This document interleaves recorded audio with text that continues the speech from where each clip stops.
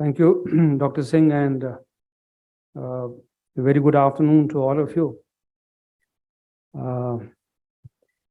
At the end of a day of discussing issues of finance, it's a tough task, and Dr. Singh has posed a number of questions, so I'll try to address some of them.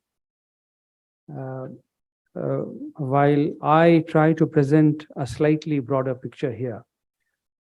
Now, the issue of climate finance, the subject which has been placed before us today, it's part of the issue of a broader subject of green finance, or as we can say, financing environmental actions. All kinds of environmental actions or actions having environmental benefits.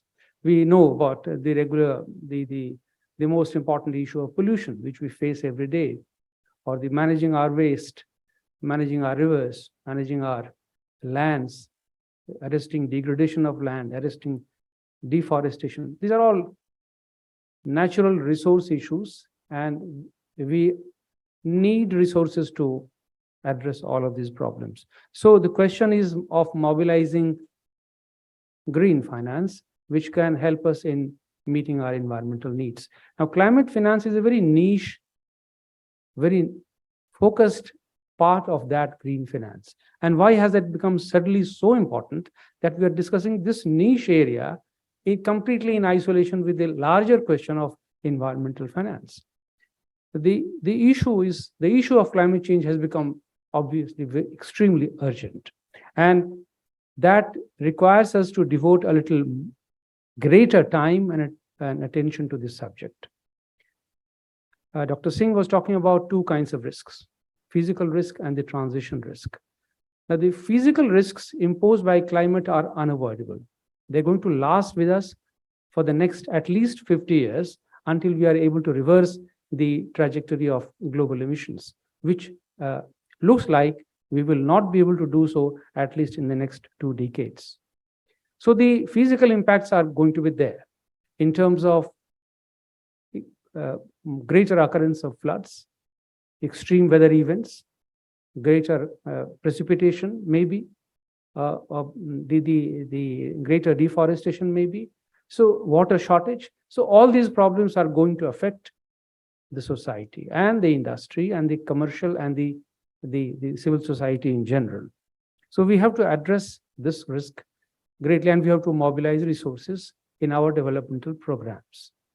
The second one is transition risk, which basically talks of emissions. Now, how do we make a transition in the energy system and the other economic systems? Now, when we talk of climate change, we generally presume that the climate change is occurring because of greater concentration of emissions. Therefore, we should arrest the emissions. We should bring them under control. And then it will stabilize the climate. It will address the physical risk, and it will also address the risk of transition. But what happens when we deal with the energy system as a whole? We need greater resources to deal with the energy system. Energy contributes almost 80% of our emissions. And we talk of energy production and energy consumption. That is where we have to focus our energy and resources in dealing with climate finance. Now, let me tell you, give you a broad idea about the scale of the funds which are needed here. The Department of Economic Affairs in Government of India had made an assessment about 3 years ago. They talked of almost $3 trillion by 2030 to deal with the demands of nationally determined contribution, as you know, the national goals of climate in terms of mitigation and adaptation. For meeting these needs, they assessed a requirement of almost $2.5 to $3 trillion by 2030. On the other hand, the International Energy Agency has estimated $4 trillion for the energy system alone. So this is a significant difference. When we talk of addressing the climate needs, we talk of both risks, physical risk and the climate transition risks. But the International Energy Agency talks of only transition risk in the energy system and gives us a figure of $4 trillion by 2030 per annum. Do we have this kind of resources available in our system? Obviously, we don't. And the governments obviously cannot mobilize this kind of resource. The governments, at the most, I have been participating in the climate negotiations for a number of years. The final figure, which has been reported in the international system, is about $83 billion per year so far, and that is an assessment made by the OECD. The developing countries have actually protested and denied this figure. The government of India says it's not more than $2.2 billion a year. So the question is, how do we mobilize this scale of resource, which runs into $3 trillion or almost $4 trillion per annum by 2030, and we are going to be there in the next 7 years. So obviously, we will have to involve other stakeholders. So I will place before you, there are 4 things which we need to do in our efforts to mobilize resources. One, obviously, we will have to tweak the developmental programs which are implemented by the government. The government can take a number of measures.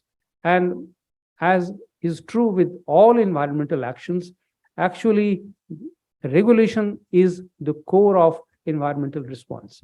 If you look at the history of environmental actions, you will find that either government regulation or judicial pronouncements have been at the forefront of all environmental change. So in the absence of regulation or a statutory framework or a judicial pronouncement, actually industry or civil society has not responded. Whatever response has taken place is of an isolated, fragmented nature. But we need here a cohesive response, and that is why the governments have to step in. But the governments cannot mobilize resources through budgets. They will have to involve others. So which are the other stakeholders? Obviously, the first and the foremost is the corporate sector. And I was listening with great degree of interest to the discussion on ESG, where people were talking about ethical and moral and non-legal kinds of responses and commitments of the corporate sector. My own submission is that it is fine, consumer awareness is important, the corporate responsibility is important, but in the absence of a statutory framework, even this corporate involvement is not going to deliver the kind of results that we are hoping at. We will need a corporate environmental responsibility framework in addition to corporate social responsibility, which we already have. The SEBI has a business responsibility and sustainability reporting framework. It is largely voluntary in nature, and it's only a disclosure framework. It discloses what the corporates are intending to do, but it is not enough simply to know what they intend to do. What is more important is to know the standards to which they are going to adhere to. And the standards have to be laid down either through regulation or a willingness, a coalition of the willing. And that is what we need to work at. I'll give you a small example of how standards are going to work. In the energy efficiency sector, if you look at the work done by the Bureau of Energy Efficiency, look at the refrigerators, the air conditioners today, which are 4-star rated, 5-star rated. These are all labeled products. And it is only through a labeling of those products and standardization of those products that the people have now become aware about what kind of environmental sustainability standards need to be adhered to. And that's when the demand gets built up. And then the manufacturers start responding to that framework. So it is very important to lay down a standard not only for the product, but also for the corporate responsibility. That was the first point. The second source, obviously, is the capital markets. Now, in the capital markets, again, the investors can be driven either by an ESG framework or by a profitability framework. Now, the current investments within a domestic system are globally all across the world, basically take place on the basis of the financial returns, which are going to come to the investor. Now, how do we infuse this additional norm of ESG there and corporate and the environmental commitment there for the investors? My own, again, submission here would be that it is not possible for the investor, which is looking at I'm sorry, a return for the corporate, for the stakeholders and the shareholders only, to look at the societal benefits. So this has to be built into the business proposition itself, and that can happen only if the cost of the capital goes down. Somebody was talking about the credit risk, the credit risk and the interest rate going up. Now, we are not talking about here about the cost of capital going up. We have to focus at the cost of capital going down to be able to finance the kind of projects and the kind of the efforts that we are going to make. So ultimately the issue here is of bringing the cost of capital down for the investors and also for the global financial system. How do we do that? One example of, let's say, currency risk.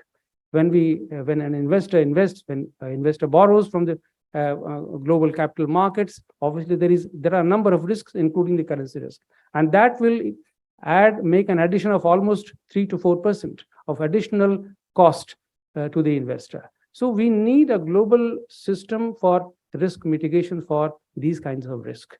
Is anybody prepared to finance this? I do not see at the moment any willingness either in the major donors or the major players within the global financial system for doing this. So which is the third stakeholder which can then step in? The third stakeholder, obviously, as Dr. Singh was pointing out, is the regulator, the financial regulator within the domestic market. And in our case, it is the Reserve Bank of India. So they have to step in. They have to set up a regulatory framework for risk assessment and ensuring that the cost of capital remains within a particular limit. Otherwise, we will not be able to sustain the kind of green momentum that we are looking at. They have made taken a number of steps in the recent past, and I hope they will continue on this path. But the last, but not the least, the issue will that be of the government regulation and at least a government indication. And that can come in form of a taxonomy, which government can lay down for the investors, for the corporate players, as well as for the commercial banks. This taxonomy of green taxonomy, which can guide the kind of investment that we are looking at. And this can also play a role in mobilizing resources, both from the global financial system as well as the domestic financial system. I'll stop here.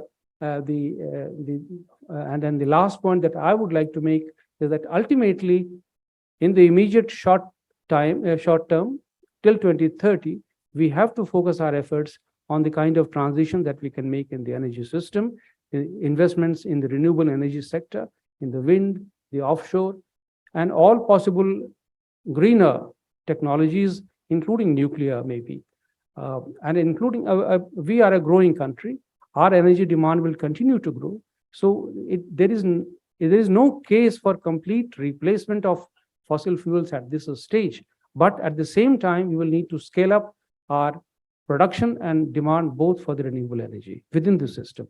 That is a huge ask, because our assessment tells us that we need almost $20 billion of additional investment every year, at least for the next 10 years, to be able to sustain the kind of target which the government has put for itself and for the society in general. So I'll stop here and thank you very much for this opportunity.